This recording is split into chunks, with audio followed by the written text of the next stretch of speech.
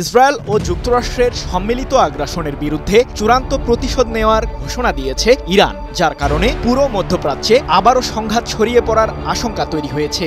এদিকে ইরান সমর্থিত ইয়েমেনের হুথি বিদ্রোহীদের লক্ষ্য করে হামলা করেছে মার্কিন সামরিক বাহিনী। নারী ও শিশুসহ হতাহতের সংখ্যা কয়েক ডজন ছাড়িয়েছে। তবে চুপ করে বসে নেই হুথি বিদ্রোহীরাও, কড়া জবাব দিয়েছে মার্কিন শিবিরকেও। অন্যদিকে আন্তর্জাতিক আইন ভঙ্গ করে ফিলিস্তিনের গাজায় যুক্তরাষ্ট্রের মদদে আবারও নৃশংস হামলা চালাচ্ছে ইসরায়েল। নারী ও শিশুসহ নতুন করে নিহতের সংখ্যা শতাধিক ছাড়িয়েছে। ফিলিস্তিনের গাজা উপত্যকায় গত ১৯ জানুয়ারি থেকে সাময়িক যুদ্ধবিরতিতে ছিল হামাস ও ইসরায়েল। কথা ছিল সকল বন্দীদের মুক্তি দেয়া শেষ হলে দ্বিতীয় ধাপের শান্তিবিরতি নিয়ে আলোচনা করবে দুই পক্ষ। ডোনাল্ড ট্রাম্প প্রেসিডেন্ট হিসেবে যুক্তরাষ্ট্রের ক্ষমতায় বসলে স্থায়ীভাবে যুদ্ধ বন্ধ নিয়ে আলোচনাও শুরু হয়, কিন্তু মার্কিন প্রেসিডেন্ট নিজেই ভঙ্গ করলেন তার দেয়া প্রতিশ্রুতি। গাজায় আবারও হামলা শুরু করা নিয়ে মার্কিন প্রশাসনই যে ইসরায়েলের প্রধানমন্ত্রী বেনিয়ামিন নেতানিয়াহুকে মদদ দিয়েছে সে কথাই জানিয়েছে হোয়াইট হাউস। এ প্রসঙ্গে হোয়াইট হাউস মুখপাত্র ক্যারোলিন লেভিট বলেন, গাজায় ইসরায়েলি হামলা শুরু করতে ট্রাম্প প্রশাসন ও হোয়াইট হাউস আজ রাতে পরামর্শ করেছে। প্রেসিডেন্ট ট্রাম্প এটা স্পষ্ট করে বলেছেন যে ফিলিস্তিনের স্বাধীনতাকামী সংগঠন হামাস, হুথি কিংবা ইরান, যারা কেবল ইসরায়েলকেই নয় বরং যুক্তরাষ্ট্রকেও নিশ্চিহ্ন করতে চায়, তাদের সবাইকে মূল্য দিতে হবে। আমরা সবাইকে ধ্বংস করব। ১৭ মার্চ হোয়াইট হাউস মুখপাত্রের বরাতে বিষয়টি নিশ্চিত করেছে ব্রিটিশ বার্তা সংস্থা রয়টার্স। এদিকে সকল জিম্মি মুক্তি না হওয়া পর্যন্ত গাজায় হামলা অব্যাহত রাখার হুমকি দিয়েছেন জাতিসংঘে নিযুক্ত ইসরায়েলের রাষ্ট্রদূত ড্যানি ড্যানন। ১৭ মার্চ সামাজিক যোগাযোগ মাধ্যম এক্সে দেয়া এক বার্তায় ইসরায়েলের এই কূটনীতিক বলেন, ৫২৭ দিন ধরে হামাসের হাতে বন্দী রয়েছে ইসরায়েলিরা। তাদের জিম্মি দশা থেকে মুক্ত না করা পর্যন্ত হামাসের বিরুদ্ধে আমাদের লড়াই চলবে। আমরা আমাদের শত্রুদের প্রতি কোনো দয়া দেখাবো না। গাজায় নতুন করে শুরু হওয়া নেতানিয়াহুর তাণ্ডবে এখন পর্যন্ত অন্তত ৩০০ জন নিহতের তথ্য দিয়েছে হামাস নিয়ন্ত্রিত গাজা উপত্যকার স্বাস্থ্য মন্ত্রণালয়, যাদের বেশিরভাগই নারী ও শিশু। ১৮ মার্চ এক প্রতিবেদনে বিষয়টি নিশ্চিত করেছে কাতার ভিত্তিক সংবাদ মাধ্যম আল জাজিরা।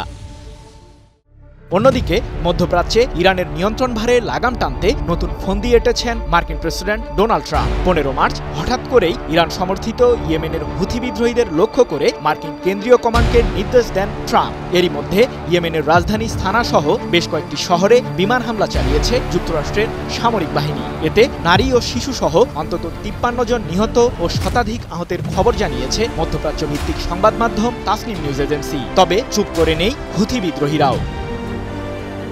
হুথি নিয়ন্ত্রিত ইয়েমেনের সশস্ত্র বাহিনী দ্বিতীয়বারের মতো লোহিত সাগরে মার্কিন বিমানবাহী রণতরী ইউএসএস হ্যারি ট্রুম্যানকে লক্ষ্য করে মাঝারি পাল্লার ব্যালিস্টিক ও ক্রুজ ক্ষেপণাস্ত্র সহ ড্রোন হামলা চালিয়েছে। ১৭ মার্চ এক প্রতিবেদনে বিষয়টি নিশ্চিত করেছে সংবাদ মাধ্যম তাসনিম নিউজ এজেন্সি। টানা ৭ম-বারের মতো বেস্ট টিস্যু পেপার ব্র্যান্ড হিসেবে স্বীকৃতি পেয়েছে বসুন্ধরা টিস্যু। হুথিদের প্রতি মার্কিনী আগ্রাসনের নিন্দা জানিয়েছে ইরান। সেই সাথে ইসরায়েল ও যুক্তরাষ্ট্রের সম্মিলিত হামলার বিরুদ্ধে চূড়ান্ত প্রতিশোধ নেওয়ারও ঘোষণা দিয়েছেন ইরানের পররাষ্ট্র মন্ত্রণালয়ের মুখপাত্র ইসমাইল বাঘাই। ইয়েমেনের নিরীহ মানুষদের বিরুদ্ধে মার্কিন সামরিক বাহিনীর হামলাকে একটি অপরাধ ও আগ্রাসন হিসেবে অভিহিত করে ইরানের পররাষ্ট্র মন্ত্রণালয়ের মুখপাত্র বলেন, ইরান নিঃসন্দেহে তার আঞ্চলিক অখণ্ডতা এবং জাতীয় নিরাপত্তার বিরুদ্ধে যে কোনো আগ্রাসনের কঠোর জবাব দেবে। ইসরায়েল ও যুক্তরাষ্ট্রের বিরুদ্ধে লড়তে হুথি বিদ্রোহীদের মদদ দিচ্ছে ইরান। ইয়েমেনে হামলার ঠিক আগ মুহূর্তে এমন অভিযোগ করেন মার্কিন প্রেসিডেন্ট ডোনাল্ড ট্রাম্প। এ প্রসঙ্গে ইরানের পররাষ্ট্র মন্ত্রণালয়ের মুখপাত্র ইসমাইল বাঘাই বলেন, ইয়েমেনি জনগণ ও তাদের সরকার স্বাধীনভাবেই সিদ্ধান্ত গ্রহণ করতে পারে। ফিলিস্তিনিদের পক্ষে হুথিদের সমর্থন ইয়েমেনের কৌশলগত সিদ্ধান্তেরই প্রতিফলন। ১৭ মার্চ এক প্রতিবেদনে বিষয়টি নিশ্চিত করেছে সংবাদ মাধ্যম তাসনিম নিউজ এজেন্সি। এর আগে ইরানের পারমাণবিক ইস্যুতে সমঝোতা করতে দেশটির সর্বোচ্চ ধর্মীয় নেতা আয়াতুল্লাহ আলী খামেনিকে চিঠি পাঠান মার্কিন প্রেসিডেন্ট ট্রাম্প। চিঠিতে তিনি হামাস, লেবাননের হিজবুল্লাহ ও হুথি বিদ্রোহীদের সমর্থন বন্ধ করতে আহ্বান জানান খামেনিকে। বিনিময়ে মার্কিন নিষেধাজ্ঞা তুলে নেওয়ারও প্রতিশ্রুতি দেন ট্রাম্প। তবে মার্কিন অপশাসনের কাছে মাথা নত না করার ঘোষণা দিয়েছেন খামেনি। সেই সাথে ইসরায়েল ও যুক্তরাষ্ট্রের কূটচালের বিরুদ্ধে কঠোর প্রতিরোধ বলয় গঠনেরও হুমকি দিয়েছেন ইরানের সরকারের নীতি নির্ধারণী পর্যায়ের সর্বোচ্চ নেতা। বিশ্লেষকদের ধারণা, হামাস ও হুথিদের লক্ষ্য করে ইসরায়েল ও যুক্তরাষ্ট্রের হামলা অব্যাহত থাকলে চুপ করে থাকবে না ইরানও। ইহুদিবাদীদের আগ্রাসনের বিরুদ্ধে অপারেশন ট্রু প্রমিস 3 পরিচালনার দিকেই যাবে খামেনির দেশটি। সৃজন মাহমুদ, নিউজ 24।